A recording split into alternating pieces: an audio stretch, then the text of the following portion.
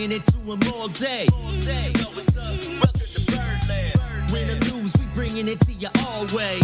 You know what's up? Welcome to Birdland. Orange or black, we rebuild the pack. No matter where we at, you know we coming back. Section 336, we on this, so tune in. You know what's up? Welcome to Birdland. Yeah, welcome to Birdland. You know what's up? Welcome to Birdland. Now, here come the boys from Section 336.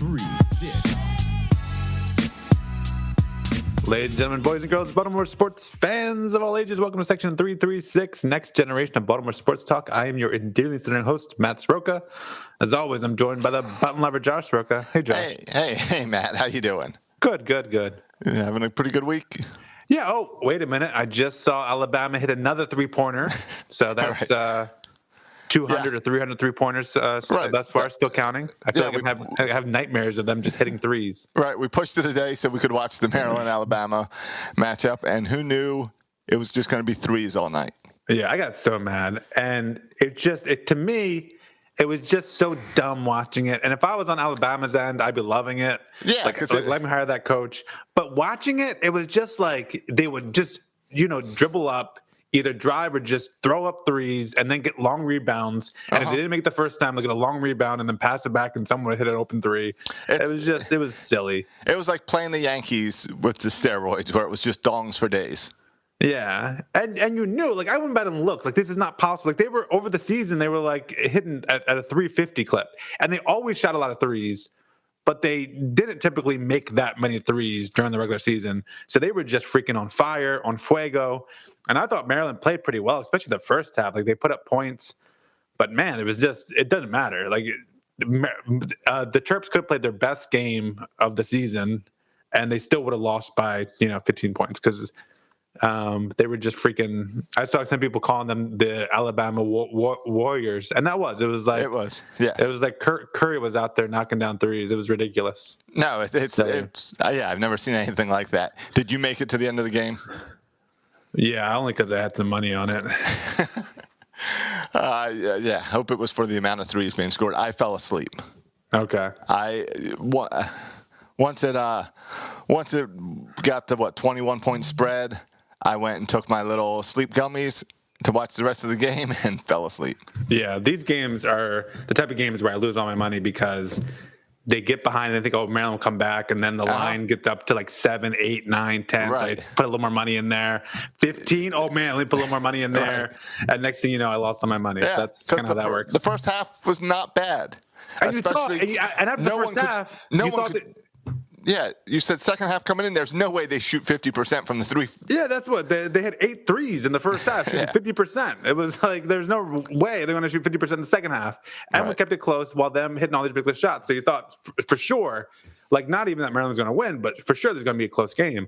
But then the second half, they just kept on making them. It was amazing. It's amazing. Yeah. But hey, we skipped a day to watch the game, but we're going to talk Orioles tonight and lots of Orioles. Maybe we can talk about how no wide receivers want to come to Baltimore, but I think we can focus on the Orioles for an hour tonight. I do want to shout out our Patreon members. I always forget this, so I made a note at the top. And this week, let's thank Michael and Charlie as our Patreons of the week. You can be one by going over to section336.com and click on the sponsor 336 button up at the top. It's how we keep this show ad-free. Okay, and you just reminded me that we also had a new iTunes review. Oh, I have not checked that. That's another great way to support the show. Let's get all this. This is the stuff we normally do in like the final 10 seconds of the show. Let's get them up on the front. Yeah, you got that review pulled up? Is this going to be a slippery Sroka type one? No. Or is this a good review? It's a 5 stars. It's 5 stars. Right, now's the time, guys, to review and share the show because it's baseball season and people are looking for Orioles podcasts, getting excited. If you're watching us live on Facebook, Twitter, YouTube, I'm told to tell you to bang the bell. I don't know what that means. Hit the bell. I don't know what that means, but apparently there's a bell.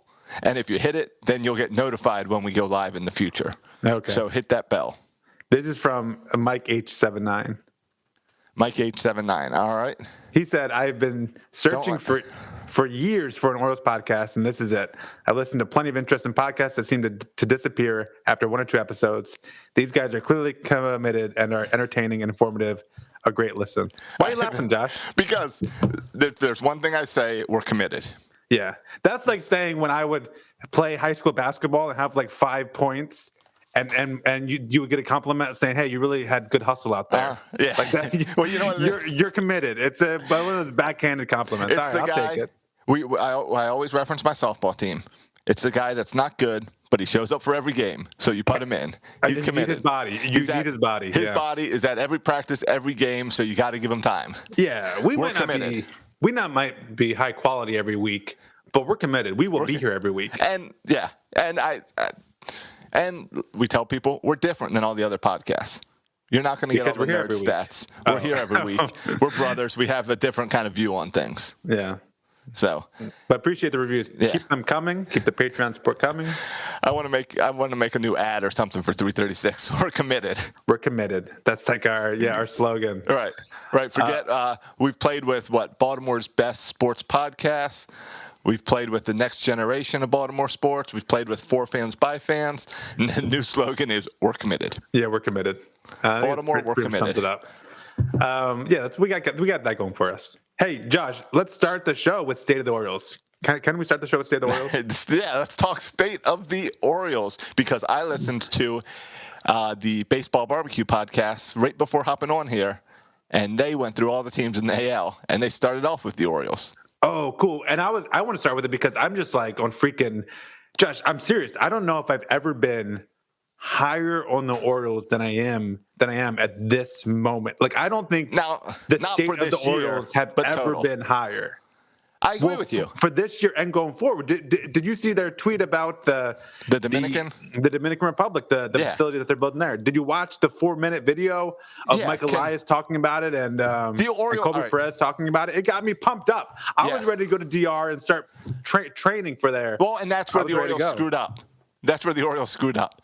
They should build that same place and let Oriole fans go. They'll make so much money. Because I watched that video and I was like, all right, when do we go? Sign me up. Yeah. Well, I mean, they said it's like the place that's in Sarasota. They said it looks beautiful. Yeah, it looks beautiful. It's what was it, like $26 million or something, or $22 million investment. All right, so bye in the building. Yeah. So the stock is up, and this is and all the things that they said are correct. The place in the DR, their new facility. It's not just like a practice field, right? It's 3 buildings. It's like a little town. Yeah. I mean, they got like an education center where you go to school for these kids. Yeah, you get 12-year-olds going there. Right. It's their signing. You also have like kitchens and cafeterias and offices. It's just this. It's like a little town within itself, and it's going to be an awesome, not just training facility, but recruiting facility, because signing international free agents, it's like college recruiting, except you can throw money at them, but you still have to get them to choose you. Right. It's not like a draft. So this will help players choose them and then help them develop them. So it's awesome. I'm pumped about it. It's the only place where you can legally go buy kids.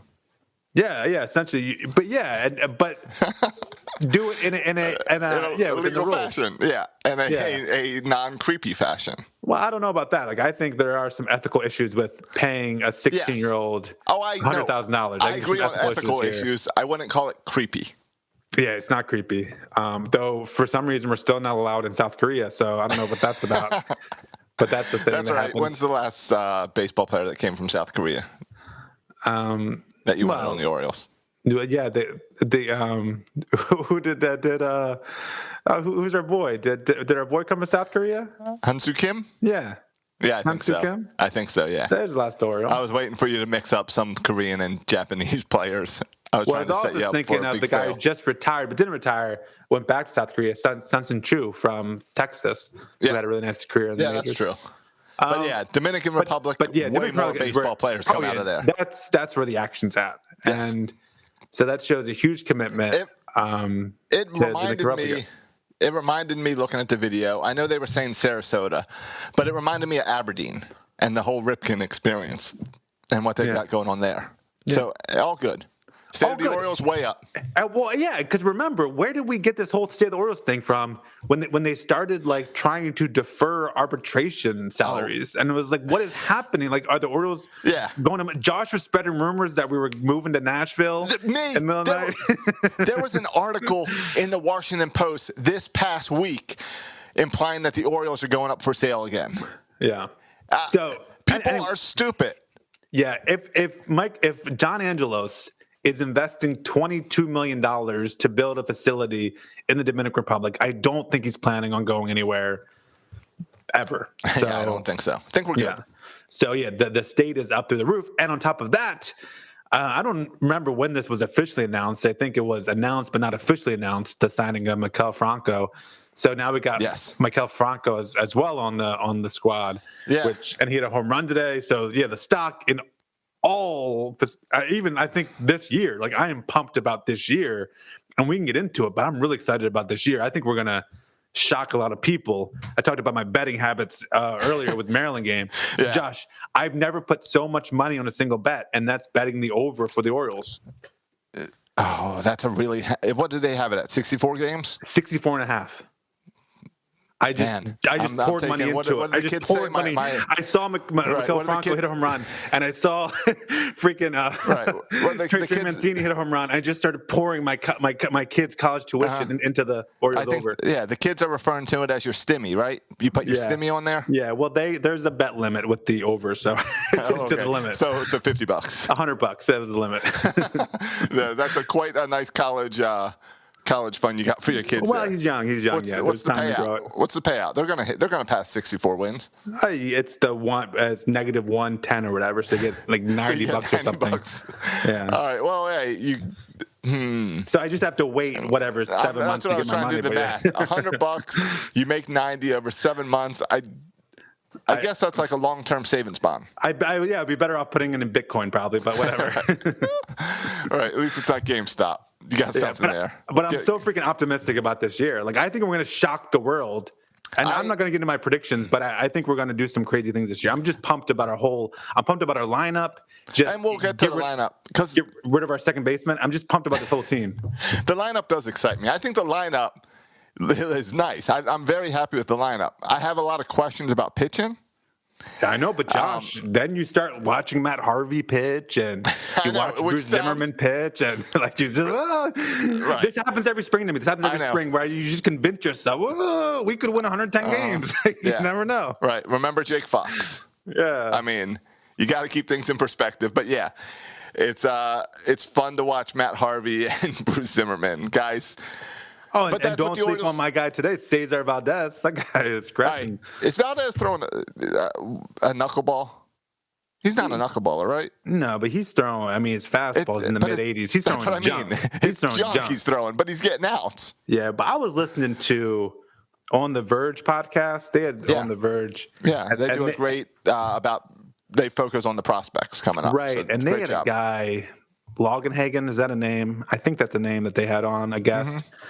And he was talking about how one thing he would like to see the Orioles do, and what these good teams do, is they have a bunch of guys who like in the bullpen who throw really hard, got the good spin rate, right? You're throwing 97, you're getting a lot of strikeouts. And then to like mix things up, you have kind of a funky dude. You have a funky dude with kind of a sidearm. That's my plan. Or whatever. And Cesar Valdez is our funky dude, right? We got a bunch of guys out there throwing hard, and he's our funky dude. Let me go up there and throw 82. Not knuckleball, but that same type of idea. Right. Let me throw up there junk and get people out. That's what I've been saying. I'm saying Harvey in the 7th, knuckleball in the 8th, Tanner Scott in the 9th. That's what I've been asking for. Yeah, that's the only thing that has me a little bit down on the Orioles is I am really down about the Hunter Harvey deal because he adds a lot to the back end of our bullpen, and that's I'm a little nervous about the back end of our bullpen. Yeah, without Hunter Harvey. Yeah, hopefully he's not out too long, but yeah, that's no good. Yeah, he was placed on the 60-day DL this past week, and so hopefully so that's at least. Is that 60 days from when he got hurt or 60 days from opening day? I think it starts from when he got hurt, so I think he'd come back, not 60 days from the start of the season, but I'm not sure on that. I assume. I don't know. And there's rumors that Chris Davis might be heading that same route. Right. But this is again. But why delay it? Well, I don't even understand, and we talked about this last week, and there's no insight into what's happening with Chris Davis. Right, back It's just strain. all weird to me. Yeah, it's just all weird. Yep. Like we know, like I feel with the oblique, like we get it with Hunter Harvey, but like the first game he kind of tweaked it, and then he was day to day, and he's been kind of day to day for what, 3 weeks now? I don't know. I know that I am 41 years old, and if I play a softball game, play a basketball game, I'm day to day for a week. It's what happens when you're old. Your body's sore. So it's weird to be day to day and disappeared. Yeah, now, but everybody gets sore and you can still play through it, though. I know. That's what I mean. So the back soreness that you can't play through seems strange. Yeah. I also know it's stranger because we do not have reporters there. Yeah, so we have no coverage. So it makes it even more blinded. What's even like when we don't like? What is Chris Davis doing? Is he working out? Apparently he's there, but nobody knows. He's there. Is he? What's he doing every day? Who knows? Is he doing batting practice? Is he doing baseball drills at all? Is he able to do anything? I don't know. Nobody knows. It's But if you look at the injuries outside of Hunter Harvey, Josh, Hyde kind of made out like a bandit on these injuries. Right? DJ Stewart stings a little bit. Does it though? I mean, you got a full outfield, but he got a full outfield. Did you? Yeah. Did you see some of the spray charts coming out and facts about like DJ Stewart being the guy that Oriole fans need to be excited for and watching for? Yeah, there was an article. I'm so bad at names. Was it Mike Petrillo? Petrillo? Who made a comparison. Did you see this comparison? It was in the article. I read the article. It was in a comparison. The comparison was as far as the walk rate and whatever the spray chart. I don't know what it all is. But comparing, I just remember the comparison. I don't remember anything else. Because it's like when you saw the comparison and then your eyes blurred over everything else. No, and that's how... to Juan Soto. To Juan Soto. Right. And not saying he's Juan Soto, but saying like he has all these metrics that line up with Juan Soto. Yeah, exactly. And that's what I was reading the same stuff where it was like saying, look at this spray chart. And it was like everyone that they were comparing him to was just like all-stars. Yeah, and there was, I mean, we remember well, like there was a week or 2 weeks where he was freaking Babe Ruth, and then he came back down to earth, but then he's also been hurt a lot, but he's always had a high OBP. Like that's been his thing, is to get on base a lot and walk a lot. He's a guy that, I think the jury's still out on him, but I think for manager Hyde, to have him maybe start on the DL and spend some time at the alternative camp while you kind of figure things out, because one of the problems that emerged, a good problem, is that Cedric Mullins has been playing his butt off. Yep. And so now, at the beginning of the season, I would not have projected Cedric Mullins to be on the open day roster. Now it looks like he's going to be in the open day lineup. And it's very likely he's in the open day lineup, not just the open day roster. Right. And what you're seeing this week is you're seeing manager Hyde trying to figure out how to fit Mullins and Hayes into the same lineup. Yep. So you've seen Hayes move to right field a lot, and Mullins in center field, which is I like you. No, I know. It looks great. It's just two athletic outfielders out there. It's two athletic outfielders that both have injury problems. It's like we were expecting one of them to be there. Yeah, like I was expecting Dwight Smith Jr. in left, Stevie Wilkerson in center, and DJ Stewart having balls bounce off his head in right field. And now all of a sudden you look up and we have two really good outfielders in Cedric Mullins and Hayes. And then if you put Mountcastle in left, who I think has been playing really well, that's I think a good defensive outfield. I agree. And the DJ Stewart thing also, I think it will allow not only Cedric Mullins to be there, because he would be there regardless, but I think the guy that might have lucked out with DJ Stewart is Ruiz, where Ruiz, I don't know, Josh, like Ruiz is interesting, right? Because Miguel Franco looks good. Miguel Franco said today that he will be ready for opening day. Manager Hyde is putting him in the lineup every day like he's going to play him, like he's going to get him ready for opening day. And so if Franco makes opening day, the question of Ruiz and where his spot is on this team is kind of interesting. Project Bowie. For Ruiz? Yeah. Yeah. I mean, he doesn't really fit on your bench. Yeah. You don't need a guy like that on your bench. He only really plays third base unless you're thinking about Miguel Franco more as DH first base. But you've got a lot of DH first base. You don't need Riaz. Yeah. I mean, you could while you're waiting for Stewart to come back, you could DH Franco some when you bench Mullins and put Santander in right, and Franco can go to DH and Ruiz go to third. So you could play with that a little bit while you wait for DJ Stewart, I think. But then what's the point? Like, what's the point of putting Ruiz at third base, twice a week? Like, what's the point?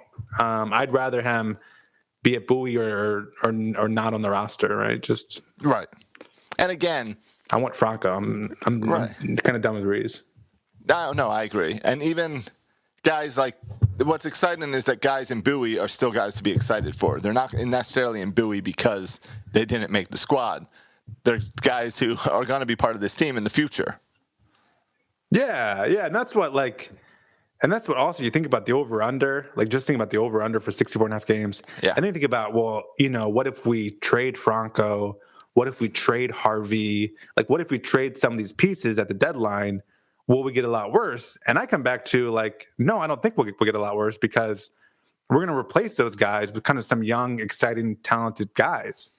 Like we got guys, and we talked about them before, like Yusniel Diaz, and the pitchers galore, right? With Zach Lothar and Bruce Zimmerman if he starts down there, right? And Michael Baumann. We got a ton of talented pitchers down there as well. So I don't think we'll get worse when we start needing to go a little bit deeper into our organization. I think we have talent that's there waiting to help. Yeah, I agree.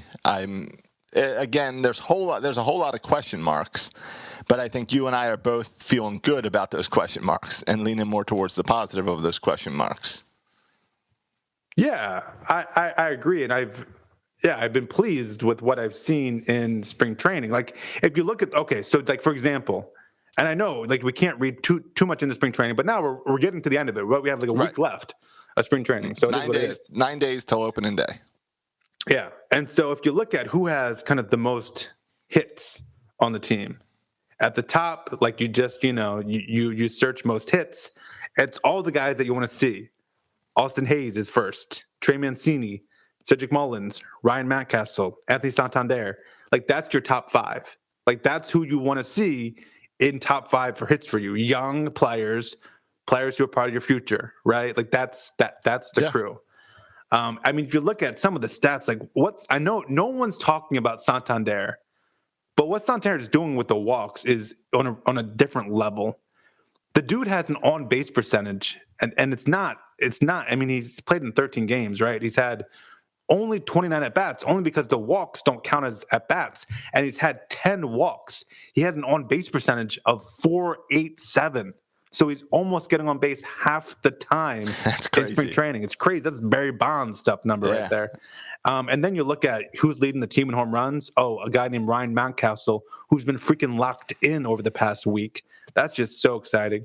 If you think about Cedric Mullins, not only does Cedric Mullins have 11 hits, 6 of them have been extra base hits. He's got 4 doubles, a triple, and a home run. Like that's cool. Now, and he's only has 6 strikeouts in 43 at bats. Now, the downside for Cedric Mullins is he only has 1 walk, which concerns me a little bit. Right. And Ryan Mountcastle, by the way, this is not surprising. Ryan Mountcastle has 0 walks in all those at-bats. Right. But also Mullins has had the most at-bats, and he's still holding his own. Yeah. So he's been up there all the time. And you're not even mentioning the face of the organization, Trey Mancini. Right, who's had a really good spring. Coming back from cancer and having a great season. We all talk about, getting into opening day shape. And, what does COVID do for pitchers being in opening day shape? And I feel like we've calmed down a little bit on that. Can pitchers pitch 162 games or whatever and all that? But come on, this guy just had cancer treatment a year ago. And he comes out and he's looking great. Yeah, and at first there were some strikeouts there, and at first he was just like hitting singles. It was like single. Like, right, where's the power? And then the past week, like he hit a home run today. Like the power was just coming alive the past week. Well, he was probably working on contact for that first week or two. Yeah, all that makes perfect sense when you've been out of baseball for a year, that you would just start trying to make contact, and then the power comes back. And the guy who's been the best offensively, better than all of them, is Austin Hayes, right? Who has 2 home runs, batting .375 over the course of the spring, leads the team in hits. He leads the team in batting average. He's been fantastic. Has an on-base percentage over 400. Right. So there's just a lot to be excited about in this with this young offense. Yeah, totally. All right, so this young offense, we're excited about the bats. So what do you see this lineup looking like? All right, and let me know if you disagree. For me, Josh, okay, so I'm starting with an outfield that includes Mullins and Hayes. Mullins, Hayes, right. Mountcastle. Yep, yours matches mine. Santander at DH. For me, the hardest decision in this lineup is where to put Cedric Mullins. Oh, see, that was easy for me. Where would you have him? Top or bottom of your lineup? I've got him at the top. Yeah. Because of that on base percentage. Well, no, Josh. That's why I wouldn't have him at the top. His on base percentage, he only has one walk the whole freaking spring training. If you look at the on base percentage, it's 267. His batting average is 256. His on base percentage is 267. All right. So who you want to put up there? Hayes? I mean, I like the doubles from the leadoff spot with Cedric Mullins. But yeah, so anyway, in my lineup, I was struggling with where to put Mullins because if you put him at leadoff, it is cool that you can push then Austin Hayes, Santander, like push all those good hitters down, and like it makes your lineup look a lot stronger.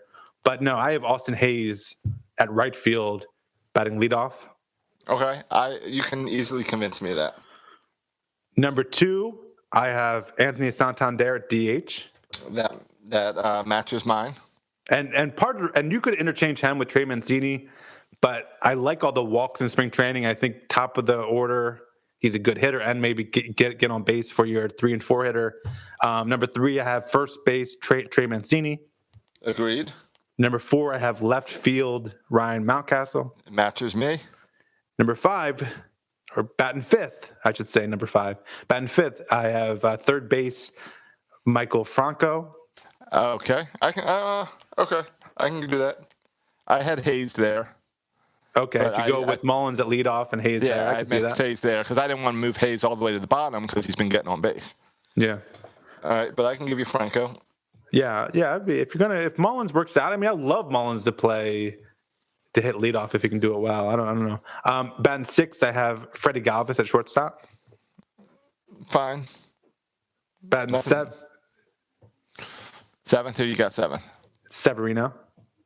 All right. Forgot about Severino. That makes sense. Yeah, it goes with the 7. 7, right. Severino. All right. Now you're going to hide the guy at 8. Well, 8 is where I hid. Well, not where I hid, but 8's where I put Cedric Mullins.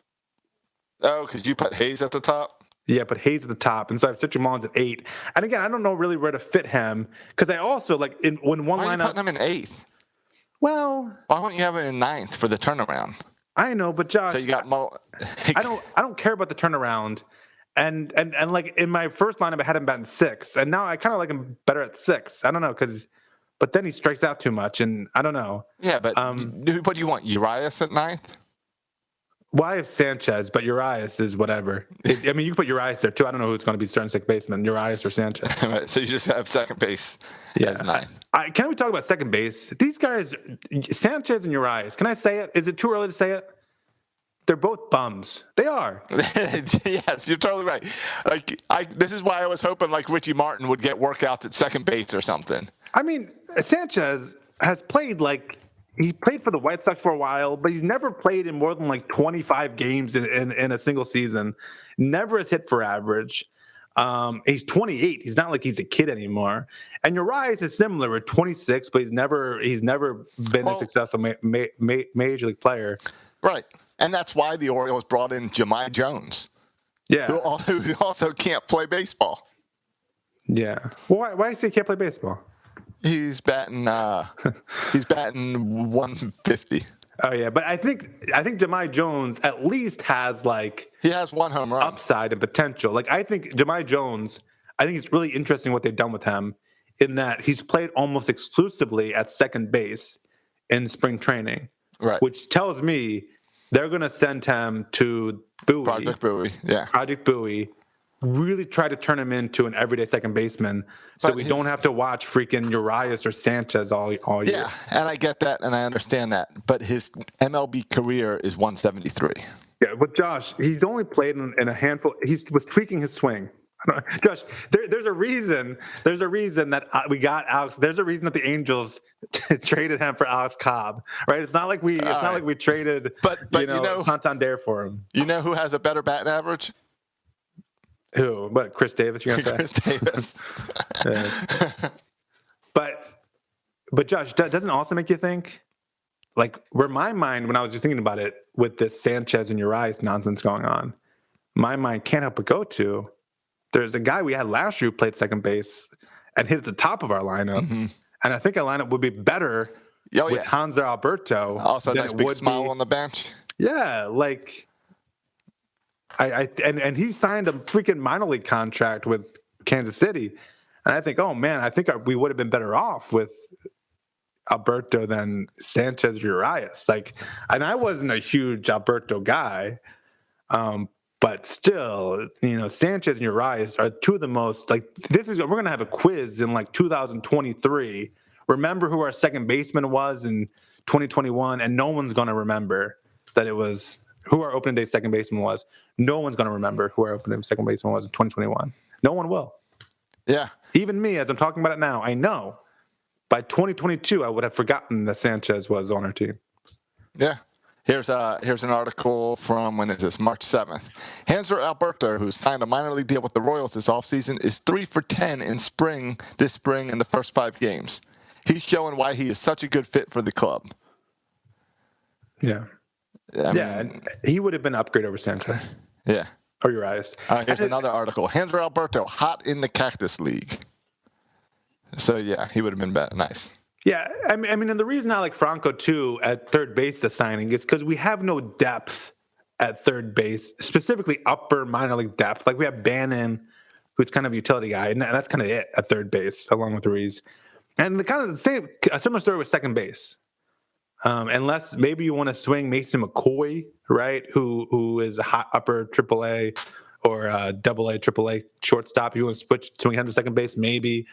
But really, we got Jahmai Jones. And I think that's also the reason why we brought Jahmai Jones is to add depth to that position, right? Because we really have no upper minor league depth at the second base position either. Like, we have a lot of outfielders. We have a bunch of starting pitchers. But second base, we are lacking. Yeah, we got shortstop, third basemen on the come up. But I don't know any second basemen. Because a lot of times you're hiding someone at second base. Yeah, or maybe like it's very likely we got a lot of shortstop we've drafted recently, like that Westerberg guy, and I mentioned McCoy as well. And so maybe like you could take a shortstop and swing him over to second base if he is not good enough to play at shortstop. Yeah, right. Sure, anything's possible like that. Yeah, but I didn't want to end on the negative of the second base. I think our lineup outside of that looks good. Like Hayes, Santander, Mancini, Mountcastle, Franco, Galvis, Severino, Mullins. That's 7-8 runs a night. Yeah, I just decided right now I'm moving Mullins ahead of Severino. Sorry, Severino, you're going to the 8th spot, and Mullins going to the 7th spot. But all right, so you're not worried about that wraparound. But I don't care about the wraparound, Josh.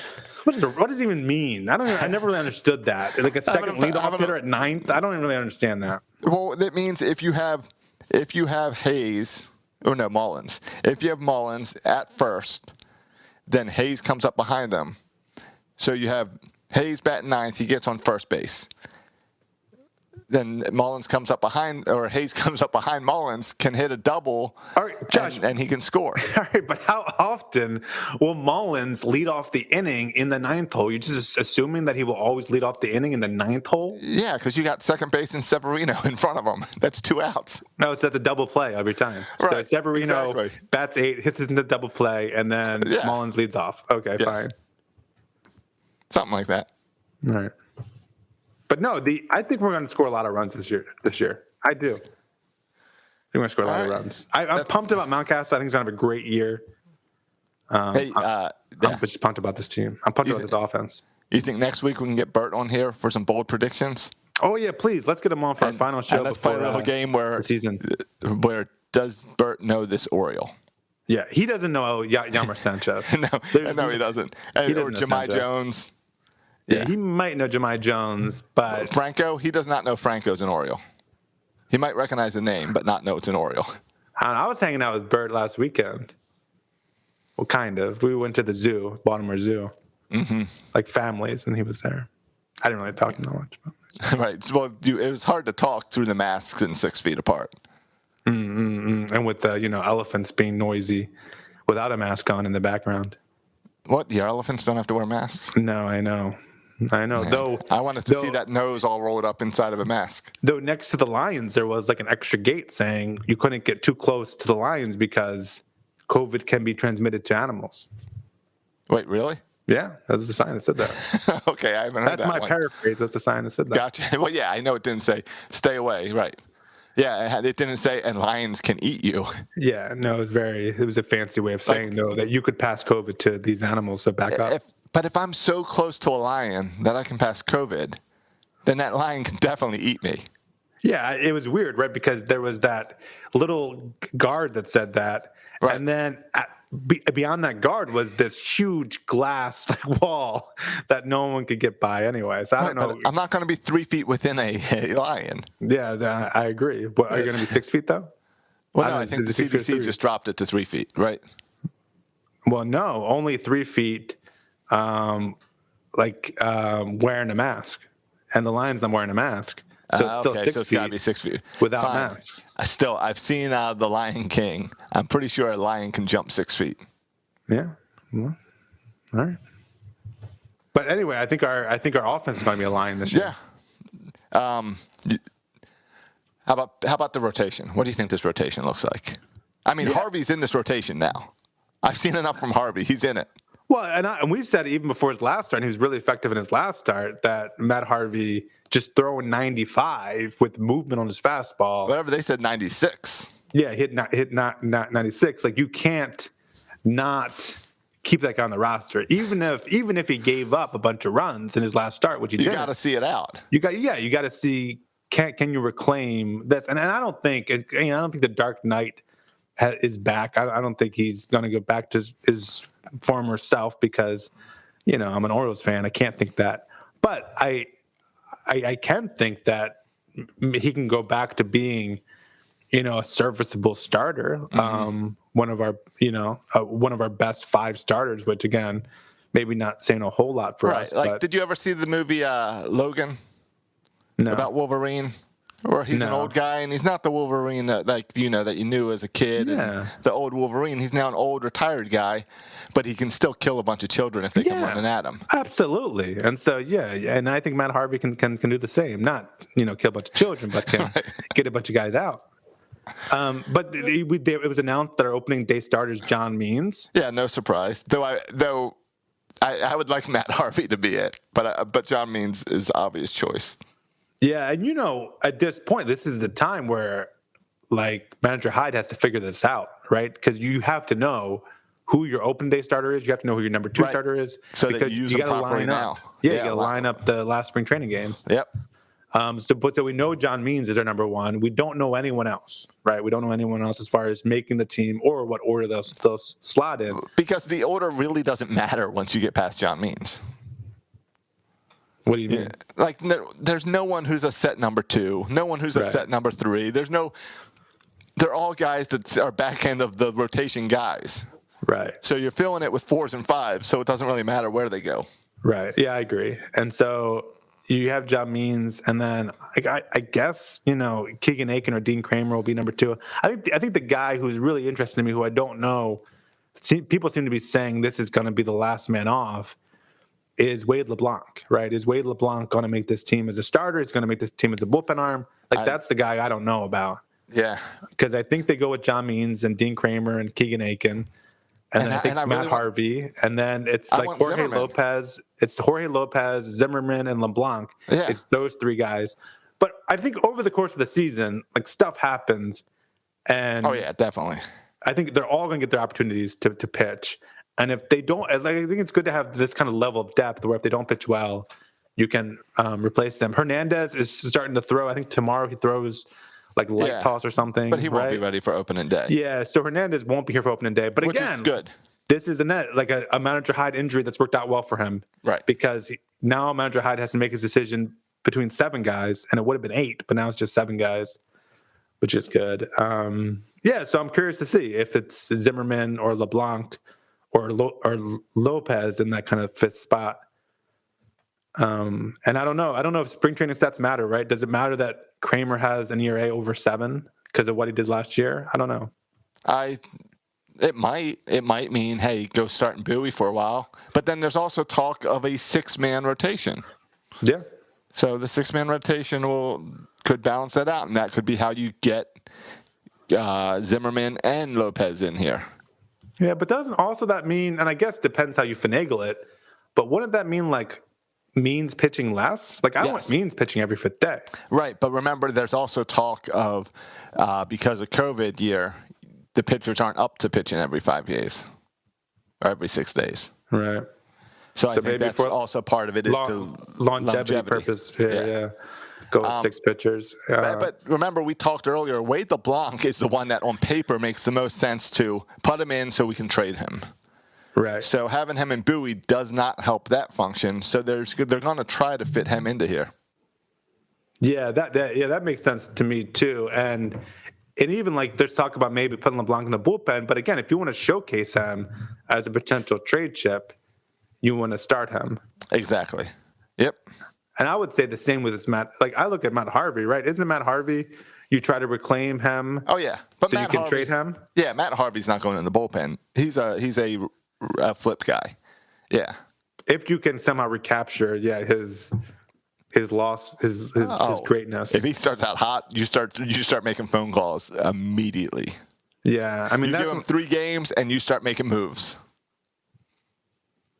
Yeah, but that's one of those things where, like, I don't know, like for another team, how much like with Matt Harvey, like the more he pitches, like I want to see him pitch more, not less, right? Like, because I would be skeptical of 2 or 3 or even 4 good starts from Matt Harvey if I was another team. Maybe, I don't know. We've seen teams jump and make other. I mean, yes, but we've seen teams pay more for guys on short wins. Yeah, and there's a lot of hype about Matt Harvey's like reclamation project and the stuff that he did this offseason. Yeah, and I guess, and if you look at last season, Richard Blyer we traded really early into the season, and so you never know about those deals too, where you assume nothing will happen until the trade deadline, but then stuff does happen, right? Yeah. And so that's another. He's with the Yankees this year, isn't he? Richard Blyer? Yeah. Or did I just make that up? Oh, no. O'Day's with the Yankees. O'Day's with the Yankees. Everyone else with the Yankees. Yeah. Gotcha. Hey, question over on Facebook. Kyle is wondering, his fantasy draft is this weekend. He wants to draft an Oriole. Who's the top Oriole he should draft for a keeper league? So clearly it's something where you want them to be serviceable this year, but really you're holding into the future. Who would you take?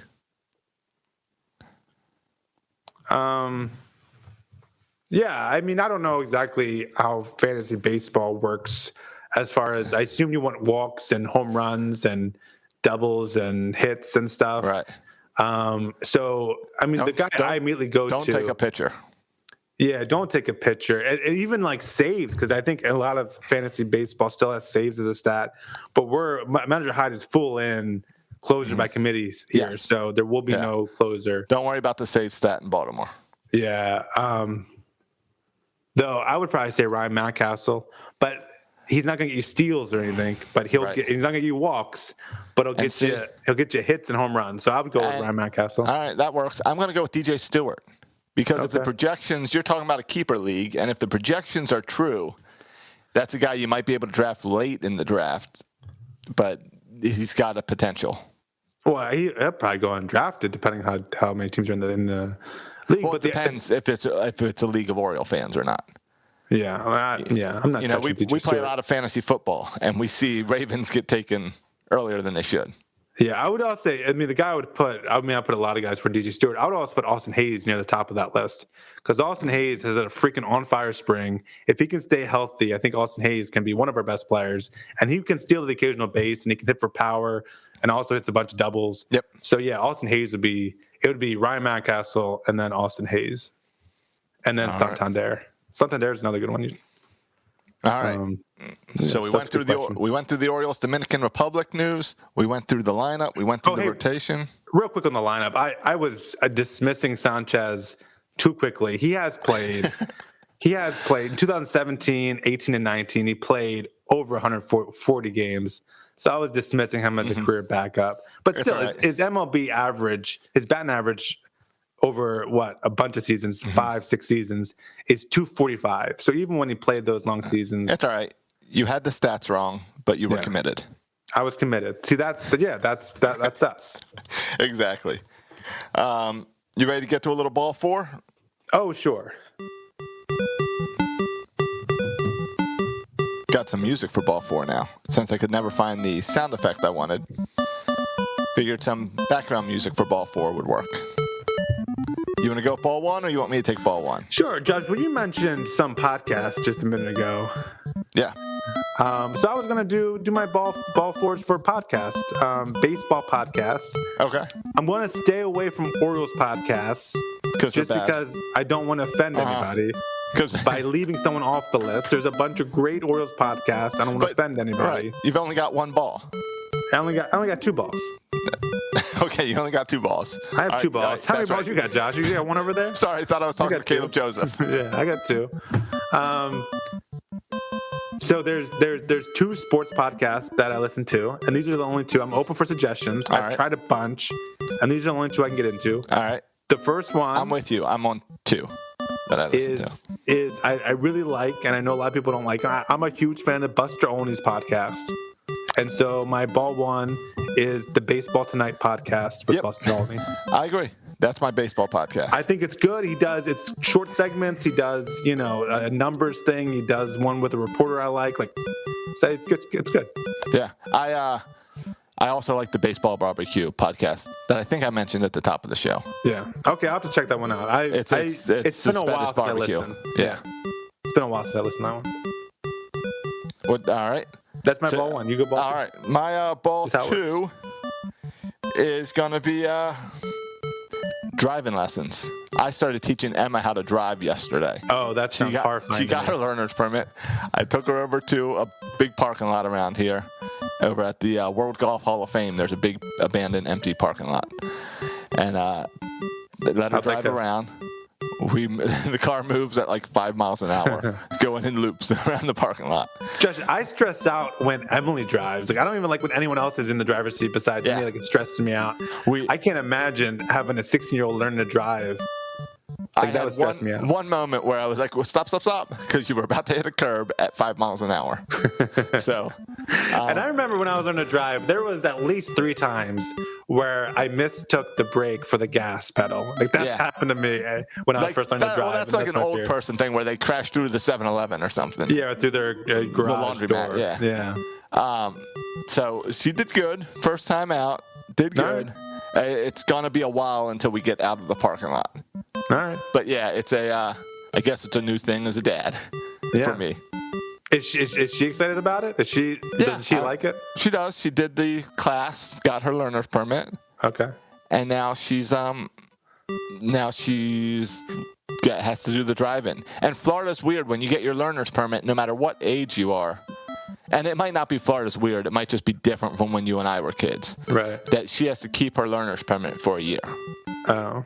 So she can't get her license for at least a year from now. I thought in Florida, based on what our news story is, that you didn't even need to have any type of license to drive or anything. You could just, anyone could just get behind the wheel. There's a law, but I'm pretty sure there's plenty of people in Florida that do not follow that law. Yeah. That grow up driving their tractors and suddenly they're driving the pickup trucks. And my ball 2 is another, not baseball podcast, but a sports podcast. And unfortunately, most of the baseball talk is focused on the Nationals. And in some ways, it's not even a sports podcast because they dissect from sports so much that I don't even know if it's right to call it a sports podcast. But he's a sports reporter, so it's the Tony Kornheiser Show, which I absolutely love. That's my favorite podcast on my app. That's outside of Section a daily 56. podcast too, right? Tony's gotten a little bit lazy as he's gotten older, so now it's like 3 days a week. But yeah. All right, gotcha. Yeah, I haven't listened to that one in a while. And I listen to Glenn Clark Radio as my that's a local good one. podcast. Yeah. That's the local daily podcast I recommend all the time. Is that your ball 4, or are you just hopping on my ball? I'm just jumping on your ball. Okay. Get your own ball. All right, my ball 4 is RBI Baseball 21. Oh, yeah. Oh, yeah. I'm glad about this one. Okay. I Talk to texted me you about it. and said, hey, it's only $30. It's out now, and you can play online against people. This game sucks. Oh, it does. Do not buy this game for $29. It should be $9.99. Every time I try to play someone online, it says it can't find anyone. So clearly, I'm the only person in America that bought this game. How does this game suck? Just recreate RBI Baseball and put it so you can play online. How hard is this? Because they tried to improve the graphics. Oh, no. But nothing else. So you'll see your guy and like he's all jerky, but the graphics look good. Don't improve the graphics. Just have the same game. They totally made mistakes with trying to make it good without having the engine to power it. So don't buy the $29.99 game. Wait and spend the $60, $70, whatever it is, when MLB The Show comes out in a month.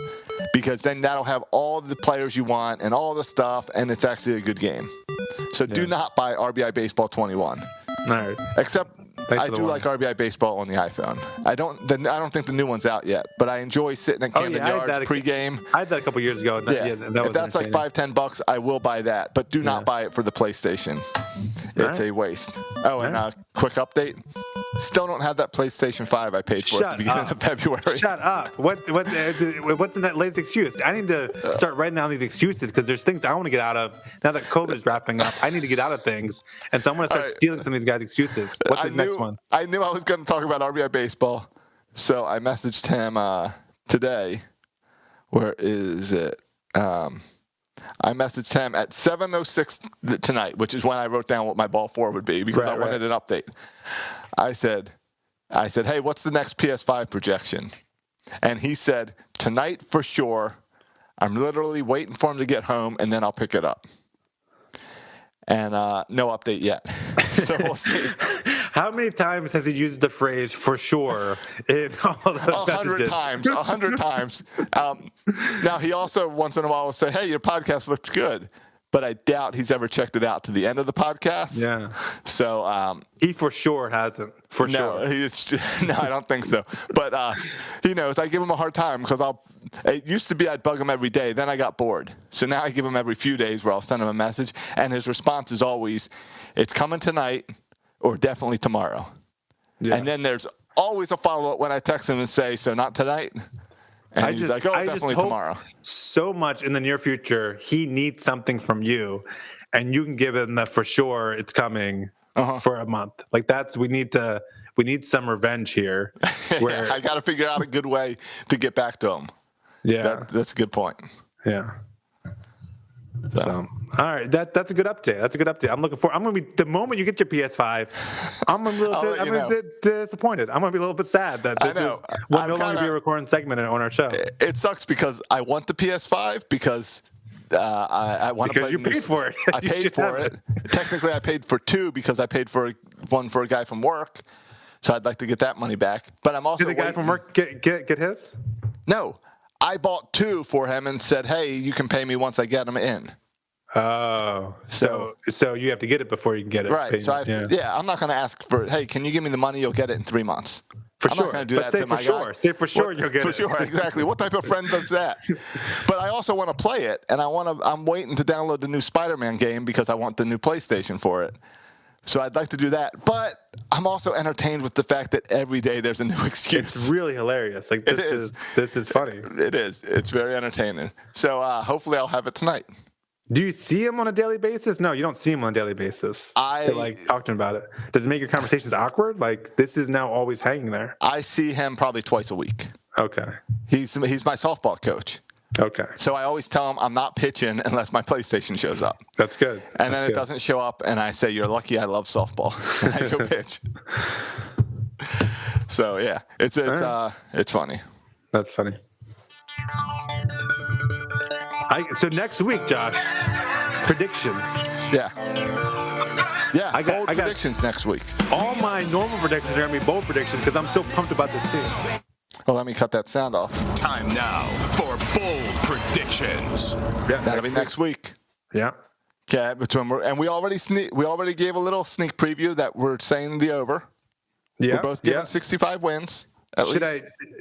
Should I give another sneak preview?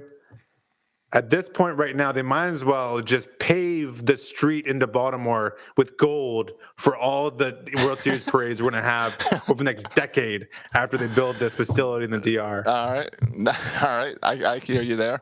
I think it's also time, because we did this last year and then COVID ruined everything. Yeah. So it's also next week is time to bring back the Chris Davis bet.